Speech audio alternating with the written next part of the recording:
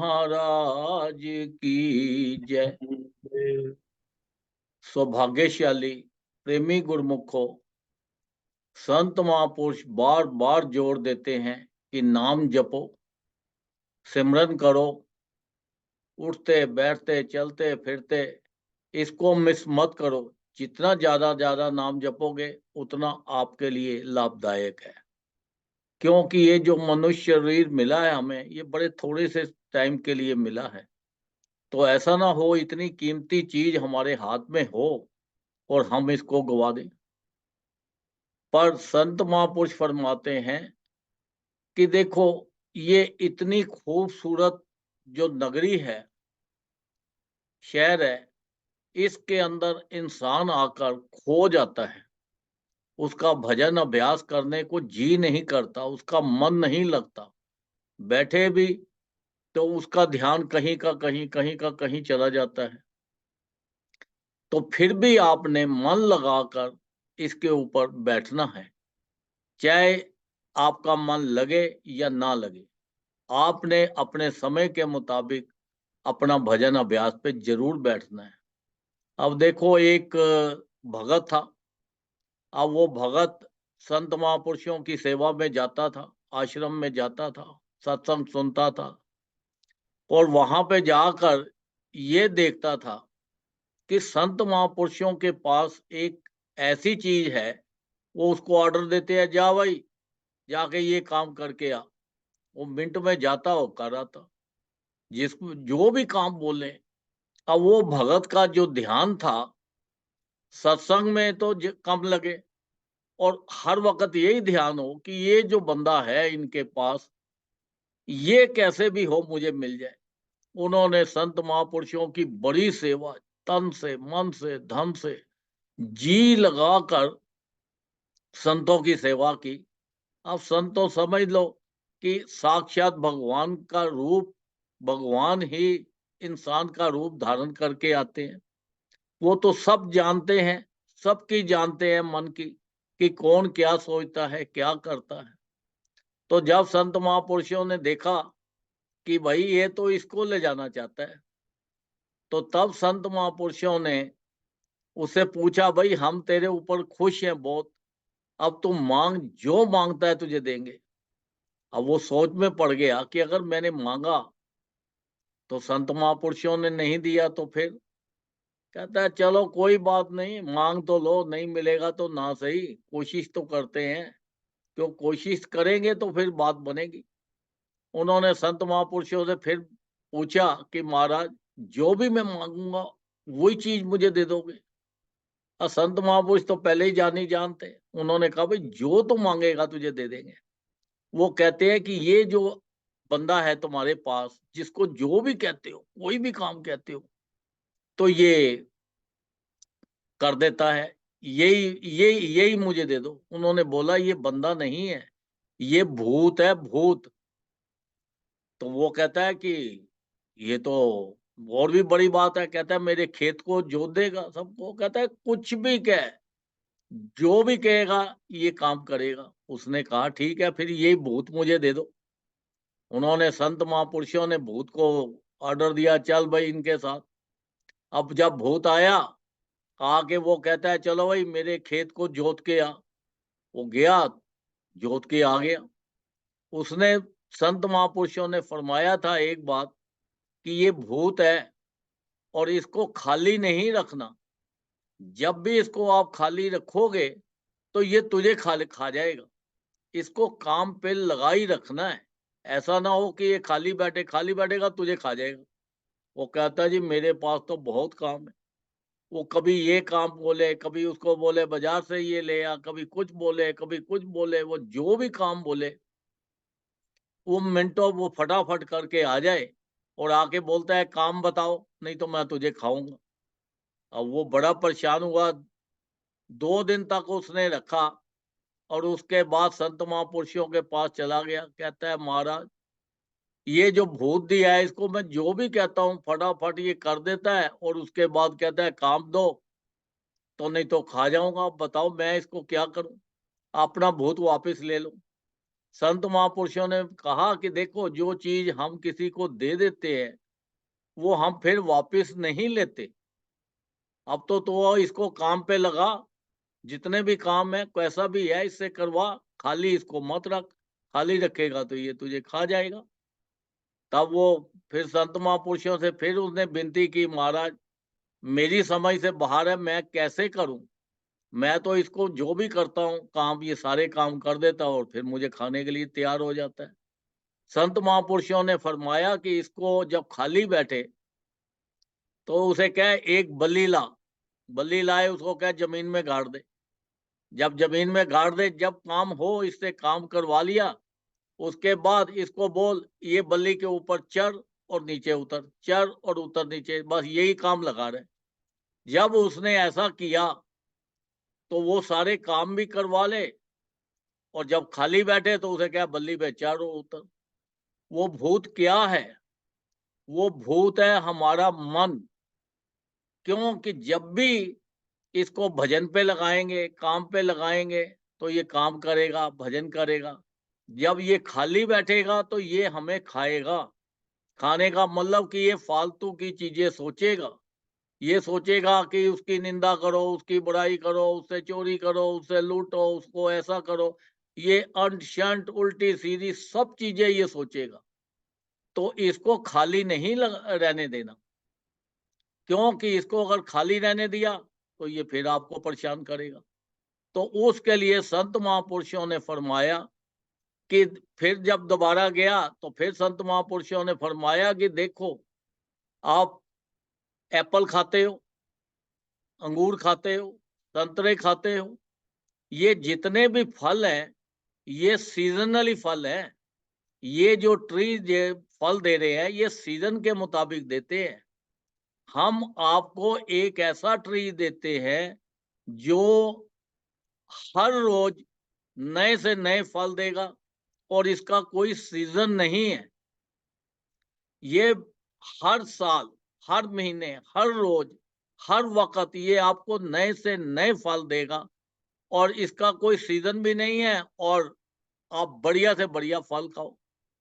फिर उन्होंने उनसे पूछा, भाई ये कौन सा ट्री है, आप दो हमें। उन्होंने बोला कि ये जो ट्री है ये ग्रंथ है हमारे, हमारे जो ये ग्रंथ हैं, आप ये ट्री है, ये 12 महीने हर वक्त 24 घंटे ये नए से नए फल देता है। जब भी आप इसको पढ़ोगे आपको हर वक्त नए से नया ज्ञान होगा। ये जो हमारे ग्रंथ बने हुए हैं ये ग्रंथों को पढ़ो। जब भी खाली बैठो आप काम करो, संसारी काम करो, घर के काम करो और जो भी है अपना बिजनेस करो, कुछ भी करो। जब खाली बैठो तो आप ये ग्रंथ पढ़ो। ग्रंथ पढ़ोगे तो आपको इसमें नई से नई चीजें मिलेगी। देखो, संत महापुरुष तो हमारे ऊपर हर तरह से कृपा ही करते जा रहे हैं, पर हम अगर उनके वचनों पे पालन करेंगे, वचन मानेंगे, तभी हमें उसका लाभ होगा। अब उन्होंने तो देखो हमारे लिए 5 नियम भी बना दिए, श्री आरती, पूजा, सत्संग, सेवा, सिमरन और ध्यान। जो श्रद्धा सहित करे निश्चय हो कल्याण। वो कहते हैं जो इसने 5 नियमों को विश्वास के साथ भी कर लिया तो उसके परिवार में कोई बीमारी नहीं आती, कोई उसके तकलीफ नहीं होती, कोई संसारिक उसको दुख नहीं होते। वहां पे सुख ही सुख रहते हैं, खुशियां ही खुशियां रहती हैं और लोक का, संसार का धन भी उसे खूब मिलता है और परलोक का धन भी बहुत मिलता है। देखो, संत महापुरुष तो बार बार कृपा करते हैं, वो दोनों हाथों से अपने आशीर्वाद देते हैं हमें। वो कहते हैं ये आशीर्वाद लो। कि इतने हमारे ऊपर आशीर्वाद का देखो उन्होंने कितना कहा। 4 लफ्जों से आशीर्वाद बना है। आ मीन्स आयु बने, श्री मीन्स लक्ष्मी बढ़े, वाह मीन्स वंश बढ़े और दा मीन्स दया बढ़े। ये इतने आशीर्वाद हमें देते हैं, तो फिर भी हम अगर उनकी बात नहीं माने तो फिर तो गलती हमारी है। हमारे ऊपर इतनी उन्होंने अपार कृपा करते हैं, आशीर्वाद देते हैं, नाम दिया है, सब कुछ किया है। तो हम जितना ज्यादा से ज्यादा नाम जपेंगे ये हमारे लिए फायदा है, क्योंकि उनके संत महापुरुष ये चाहते हैं कि जो भी उनकी चरण शरण में गया है उसको ना परलोक के दुख हो ना संसार के दुख हो, सब जगह के उसको सुख ही सुख मिले। दुखों से वो छुटकारा करते हैं, क्योंकि 84 लाख योनि के अंदर सिवाय दुखों के कोई भी सुख नहीं है। हर वक्त दुख ही दुख है। और जब परमात्मा हमारे ऊपर बड़ा खुश हुए तो तब जाके उन्होंने हमें एक मनुष्य दे दी, क्योंकि उन्होंने बोला कि जाओ ये मनुष्य देह में जाके ज्यादा से ज्यादा भजन करो, नाम जपो। और ये बड़े थोड़े से समय के लिए मिली है, इसका कोई वक्त नहीं है। इतना कीमती चीज हमें मिली हुई है, तो हम उस चीज का लाभ नहीं उठाते। अगर किसी को पारस का पत्थर दे दिया जाए और उसे कह दिया जाए, लो भाई ये 1 हफ्ता तक आप अपने पास रख लो, इससे जितना अमीर होना है हो जाओ। अगर वो पारस का पत्थर को यूज ही नहीं करेगा, उसको इस्तेमाल ही नहीं करेगा, बस अपने पास ही रखता रहेगा, तो उस पारस के पत्थर का क्या फायदा? वो तो वहीं का वहीं रह गया, गरीब का गरीब ही रह जाएगा, वो अमीर बन ही नहीं सकेगा। तो ये जो शरीर हमें मिला है, इतने कीमती श्वास हमें मिले हैं, जिनकी कीमत तीनों लोगों से भी ज्यादा है। इतने कीमती ये श्वास हैं। और ये श्वासों का अगर हम इधर इधर के चक्कर में लगा के इसको व्यस्त कर दिया, तो फिर हमारी ये अक्लमंदी तो नहीं है। तो संसारिक काम भी करो, इससे ज्यादा भजन करो। जितना ज्यादा भजन कर सकते हो, जितना ज्यादा नाम जप सकते हो, उतना ज्यादा नाम जपो, भजन करो, अपने जीवन का पूरा पूरा लाभ उठाओ। देखो संत महापुरुष फरमाते हैं, हर जीव को कम से कम भी 2 घंटे हर रोज भजन करना चाहिए। अगर 2 घंटे नहीं कर सकते तो 1-1 घंटा करके करो। 1-1 घंटा करके नहीं कर सकते तो आधा आधा घंटा करके करो।